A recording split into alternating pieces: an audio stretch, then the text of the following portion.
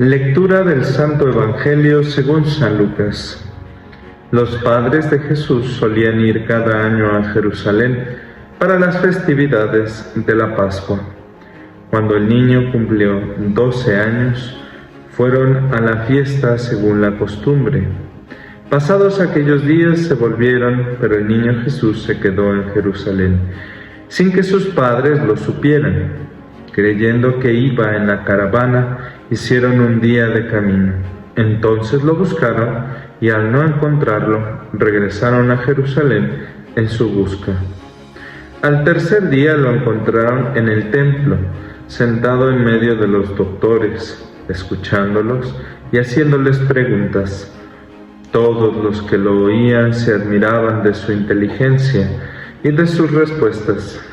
Al verlo sus padres, se quedaron atónitos y su madre le dijo: «Hijo mío, ¿por qué te has portado así con nosotros? Tu padre y yo te hemos estado buscando llenos de angustia». Él les respondió: «¿Por qué me andaban buscando? ¿No sabían que debo ocuparme en las cosas de mi Padre?». Ellos no entendieron la respuesta que les dio. Entonces volvió con ellos a Nazaret y siguió sujeto a su autoridad. Su madre conservaba en su corazón todas aquellas cosas. Jesús iba creciendo en saber, en estatura y en el favor de Dios y de los hombres. Palabra del Señor. Queridos hermanos, la palabra de Dios que hemos escuchado en este día que celebramos la Sagrada Familia nos presenta en la primera lectura un pasaje del primer libro de Samuel, en el que aparece el tema de la consagración.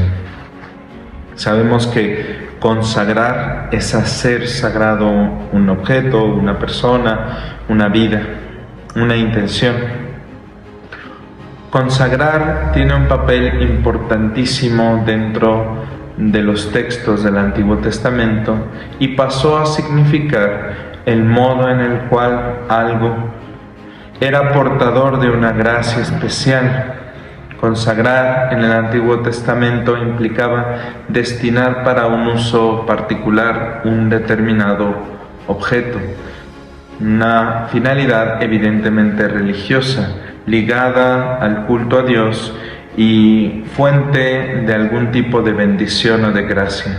Así, el pueblo de Israel entendió su propia historia y su propia misión como la de un pueblo santo, un pueblo consagrado, elegido por Dios y apartado de lo demás. Sabemos que la santidad implicaba precisamente este aspecto. Ser santo implicaba ser consagrado, es decir, apartado de entre lo demás para dedicarse exclusivamente a Dios. Esta es la idea que aparece una y otra vez en los textos del Antiguo Testamento acerca de la identidad del pueblo de Israel. El pueblo de Israel es un pueblo santo, es un pueblo consagrado, es un pueblo elegido, pero es elegido precisamente para una tarea, la de ser signo, presencia de Dios en medio de los demás pueblos. La elección del pueblo de Israel no es simplemente un privilegio que Dios realiza en medio de ellos, que Dios suscite como una especie de predilección sin rumbo. La elección de Dios tiene su sentido en la misión. Dios nos ha elegido precisamente para enviarnos, para ser signo de Él en medio de las demás realidades y así ayudar en el proceso de configurar todo según su voluntad. Es comprensible entonces que nosotros entendamos que los evangelios hablen de Jesús como alguien consagrado, precisamente por su origen ligado al mismo corazón de Dios, que eligiendo a la Virgen María ha tomado morada en medio de nosotros, como dicen los prefacios de Navidad, en la humildad de nuestra carne. Por eso, la consagración de Jesús está ligada con su misión. El pasaje que hemos escuchado hoy del Evangelio nos presenta este conocido texto en el que se nos narra la presentación de Jesús en el templo y cómo se pierde a la edad de 12 años, precisamente por estar ocupado en las cosas de su Padre. Pero el estar ocupado en las cosas de su Padre, nos dice el mismo texto, se realiza o se lleva a cabo a través de la Pascua. ¿En qué se ocupa Jesús? En entender el proyecto de Dios, en cuestionar las interpretaciones que el pueblo elegido ha hecho de ese proyecto y los obstáculos con los que tendrá que ir luchando a lo largo de su vida y de su ministerio. El sentido de la manifestación de Jesús en medio del pueblo implica, por un lado, entender que el proyecto de Dios no se deja conquistar a base de ninguna cosa más que de la humildad, de la sencillez, de la honestidad y de la búsqueda sincera de cuál es su plan para nosotros. Por eso a veces cuesta trabajo entenderlo, como les costó a la Virgen María y a San José entender el proyecto de Dios en la persona de Jesús en ese momento. María guardaba todas esas cosas en su corazón. Quiere decir que no se oponía al proyecto de Dios, que no se proponía un proyecto individual por delante de él, sino que con obediencia, con atención y con sincera humildad se sumaba a ese proyecto sin entenderlo.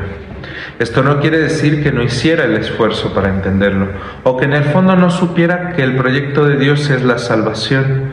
Significa que ella, confiando en el Señor porque lo conoce, es capaz de presentarle a su Hijo y dejar que Dios obre su voluntad en él.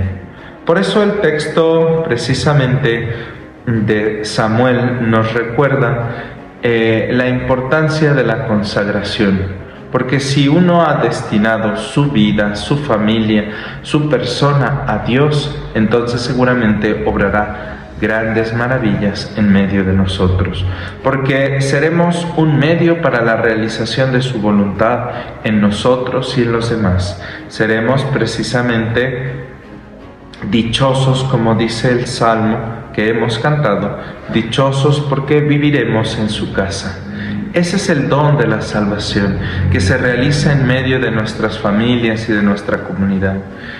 El don de Dios que nos hace hijos suyos y hermanos entre todos, constituyendo a la Iglesia como la familia de los hijos de Dios, se vuelve para nosotros el signo indiscutible de la vocación que hemos recibido, de la vocación a ser santos, de la vocación a ser consagrados delante de Dios, de la vocación a vivir en comunión profunda con Él. La segunda lectura del texto del apóstol Juan, de esta carta primera que ha escrito, en la que nos describe la identidad de Dios enraizada en el amor y en el cumplimiento de su voluntad, nos permite entender que solo quienes viven en su amor son capaces de reconocerle. Solo aquellos que experimentan el abrazo tierno de Dios son capaces de conocer su amor. Por eso tenemos que no solo cumplir su proyecto en medio de nuestra vida, sino permitirle que con su abrazo toque todas nuestras realidades, todo aquello profundo que somos y que tenemos, todo aquello que solo conocemos, todo aquello que está en nosotros, conformarlo a su voluntad para agradarle cada día un poco más y así iluminar nuestras familias y nuestras vidas con el ejemplo de su amor, pero sobre todo con la luz de su palabra, y así caminar día a día, precisamente consagrándonos en nuestra mente, en nuestro corazón y en nuestras manos hacia Él, que quiere ser el amor de todos y en todo, y así ir dejando que su amor transforme todas las realidades de violencia, de destrucción, de muerte, de sinsentido que van arraigando en nuestro tiempo. Que así sea.